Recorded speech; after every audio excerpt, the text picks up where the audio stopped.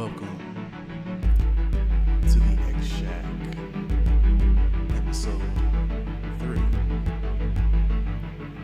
In this episode, we're going to be talking about House of X number 2, written by Jonathan Hickman, featuring art by Pepe Larraz, and colors by Marty Gracie.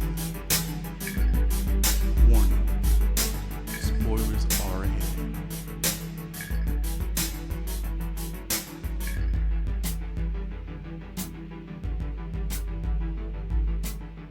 All right. Thank you so much for joining me again. Here we are yet again at the X Shack. Come on in, take a seat, and listen to me talk about some X-Men. We've been following the whole House of X, Powers of X, Powers of 10, for the last couple weeks. And yesterday, yes, I'm recording this on a Thursday. Yesterday, House of X number 2 came out. And I previously said that I was pretty sure we were going to get answers around issue 4 of both House and Powers, and I stand slightly corrected. We started getting answers in this issue. We find out what exactly was going on with that scene in Powers with Moira McTaggart and Professor X. And wow, had to pause there for a minute because this is a lot to take in. I am a huge X-Men fan, as you may guess. This is the X Shack. I talk X books, and I've been talking X-Men for a few years now. On different podcasts I talked about X-Men, and I've been an X-Men fan since about the age of 11 or 12. So there's a lot of characters that I've grown to love and grown to like, and Moira McTaggart was one of them. And this issue just took Moira in a completely different direction. So we find out that Moira is actually a mutant, and her mutant ability is reincarnation. And we're given a story of Moira's first life, where she just kind of has a normal life. She grows up, doesn't really go anywhere, has a family, has grandkids. They come and visit her. She has a nice little normal life, nothing too crazy. And then she dies.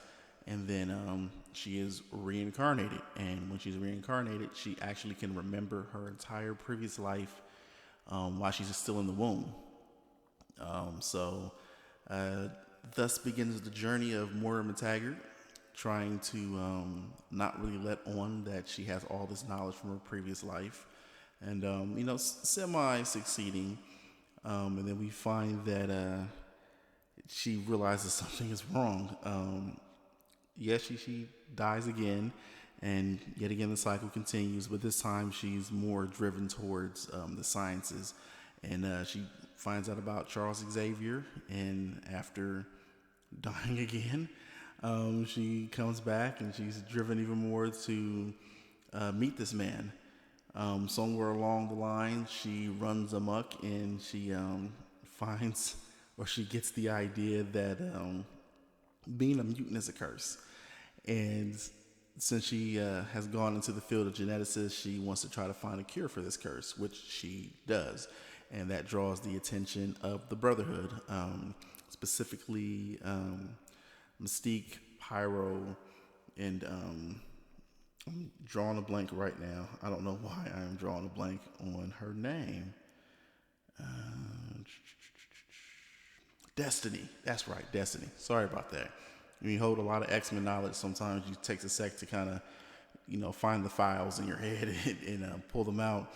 But Destiny obviously has the ability to see the future, see people's future, and she notices that Moira is an anomaly. She realizes that she must be a mutant, and that obviously her ability is some form of reincarnation, but she can actually see that Moira has a limited amount of lives. And I believe she tells her that she has 10, possibly 11 if she plays her cards right. And she lets her know that, if she is killed before she reaches adolescence and her powers kick in, then she will not reincarnate. And she lets her know that with her ability, with Destiny's ability, she'll be able to tell when she meets Moira what happened before. And so she's warning her that, when you come back, don't go down this route again, because you'll end up dying again, or end up killing you. more than likely we'll end up taking you out before your powers kick in, so you'll be dead permanently. And so next time that Morty comes back, she is driven yet again to get in contact with Professor X. You know, they meet, they date, and she's there for the formation of the X-Men. You know, she's there for the good times and the bad times, and then she's, you know, there when Professor X dies. So this Moira and that life would be the one that we're normally used to, I'm assuming, because they go through the different decades of the X-Men, and we go from the original team all the way up to the death of Professor X. And it seems that the Sentinels end up killing him in that timeline. And so once again, she's reincarnated, and this time she tries to meet him a little bit sooner, guide him. He makes a mutant utopia. The humans send the Sentinels. They destroy the utopia. And then next time she comes back, she decides that she's going to be a killer, and she's going to take out all of the Trask family so that none of them can invent the Sentinels. But what she finds out is that the Sentinels are something that can't really be stopped. If it's not going to be the Trask, then it's going to be somebody else. There's another life where she decides to team up with Magneto. And Magneto decides that he needs to just wipe out all of humanity. She tells him the different futures that she's seen and the fact that another war will be coming. It'll be similar to what he went through as a child, and this throws him over the edge. And Magneto is stopped by the combined forces of most of the Marvel superheroes, being, you know, X-Men and Avengers, and Spider-Man. After that death, she decides to join Apocalypse. And it appears she becomes either his queen or possibly one of his horsemen. I'm assuming she becomes a horseman. But she's even decked out in her own version of the Apocalypse armor. And of course, that doesn't quite go right either. And the next time, which is the time that we're at now, she decides to meet Professor X and tell him or allow him to see exactly what she's been through. So that leads us back to the scene from the previous issue of Powers of 10, where she meets a young Professor X. He feels like she says his name, and he thinks that they may know each other. So she tells him to read her mind. And when he does, he sees all of this. So that kind of brings us to where we're at now. Now, one of the cool things, the interesting things about this is that this issue is actually filled with the timelines of Moira McTaggart.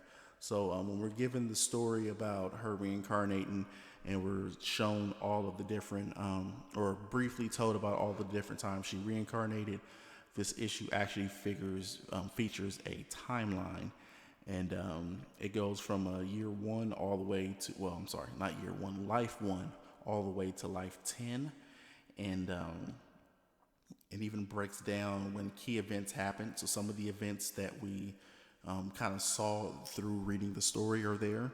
There's a few other things that kind of expand on it. So, for instance, when she teamed up with Apocalypse, it turns out that she woke Apocalypse. She actually woke Apocalypse a little bit earlier than what he was supposed to have woken up before. And it goes through that, and we see that her longest life, with exception of the one that she's living now, was actually her first life. So it looks like her first life she lived to be about 74. And then it's sporadic from there. Now, of course, the current timeline that we're in, we're not really sure. She's 52 right now in this timeline, and that puts her at 52 when the House of X starts. So as of right now, she's 52. We need to see what exactly her memory is going to do to Professor X. Like, how is that going to spark him into taking the action that we see in issue number 1 of House of X? How different is that going to make his whole rhetoric of mutant human peace? We see that essentially he's saying, give us the island, let us be a nation, and we'll give you something in return. We'll give you the flowers from Krakoa. But it seems that this may explain things a little bit more. So in the first issue of House of X, we see that we're dealing with a more militant Professor X. Like he's more hardcore than what we're used to seeing with Professor X. And this issue makes it seem like by reading her mind, he has kind of combined the ideas of a few different timelines to come up with something new or something different. He's taken the hard line almost of Magneto, where he realizes like we need to be represented. We are a little bit above humans, but we can still live in peace. And that kind of seems like what he's doing. He's kind of combining the different ideologies of these different timelines that Moira has showed him. So what I'm interested to see is exactly what the next conversation is. I want to see what the next scene is after he reads her mind and realizes everything she's been through, everything that she's seen, everything she's lived through, everything she's witnessed. Because by reading her mind, he has witnessed, a form of his dream come true and fail. He's witnessed, the struggle that he's had, or he will have, or could have, building the X-Men, trying to get recognized, trying to have peace happen between humans and mutants, and failing. He's witnessed the crazy atrocities of both Magneto and Apocalypse and how those fail. So I'm seeing that what he's doing is possibly combining efforts. He's taking a little bit from here, a little bit from there, putting it together and putting his own little kind of twist or mix on it, which would explain a little bit more possibly about some of the scenes we saw in the beginning of House of X. From the original X-Men coming out of the pods, I wish I had the issue in front of me because we didn't necessarily see the whole team come out of the pods, but it seems like maybe he has dubbed them his horsemen, and that maybe he has done something, a la Apocalypse, and maybe tweak their abilities, tweak their powers a little bit, maybe tweak the way they think, or make them the best them that they can be. Survival of the fittest is Apocalypse's idea, and he's not against genetically tampering or doing anything to any of his horsemen to make them the perfect version that he needs. Maybe that's what Professor X has done with the original team. Maybe that might explain why they came out the pods. We also see that the way he's been speaking, his whole demeanor, the fact that he's able to convince Magneto to work with him, that's what he's taken from Magneto. It's either our way or no way. And of course, Magneto was with that, so that explains it. Moira seems to be the linchpin of what's going on right now with House and Powers. She seems to be the reason that we've gotten this more hardline Professor X, and the reason that we've got this weird unity going on with some of these mutants, and the fact that she's seen so much and he has now seen what she saw means that he is looking at things totally different now. So I am definitely curious to see where this is going to go, even more so than before. While this is, yes, some answers, as I said, there's answers in this issue. There are some, but it still raises more questions. I'm not really sure where we're going to go from here. I know that they said that she has 11 lives at best. This is life 11. So what's going to happen to Moira? Is by the end of this, is there going to be no more Moira McTaggart? Is she going to be a character that we're probably never see again? Will she make this out? Will she make it out alive? Is this the right way for her to go? What does this mean for the mutants? Because from Powers, we've seen what we assume is the future of everything that's happening here.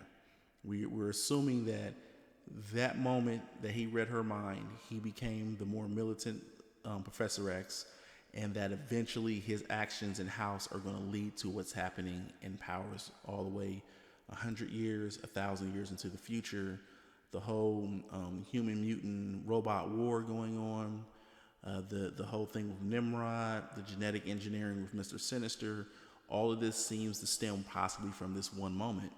And I'm wondering if this is our big moment for the X-Men. Is this the moment that's supposed to change everything for the X-Men? Because this is a very huge moment, and this means a lot considering what we've been reading. So I'm excited. I'm still enjoying this. I'm definitely still in for the ride. This just makes me even more excited to see what's going to happen going from here. The future X books that are coming out. How does this tie into those? How will this affect everything? You know, will friends still be friends when this is over, or will enemies become friends? Like, what does this mean? Because we're seeing a whole new level of unity with the mutant population when it comes to what we've been seeing in House. So I'm really curious to see where that goes from here. I want to thank everybody for listening. If you're listening here on YouTube, go ahead and share, subscribe, like. Make sure you comment at the bottom. I do read the comments, and we'll try to respond. I hope you've been enjoying the X Shack so far. I've been enjoying doing this again. But until next time, I guess I will see everybody later.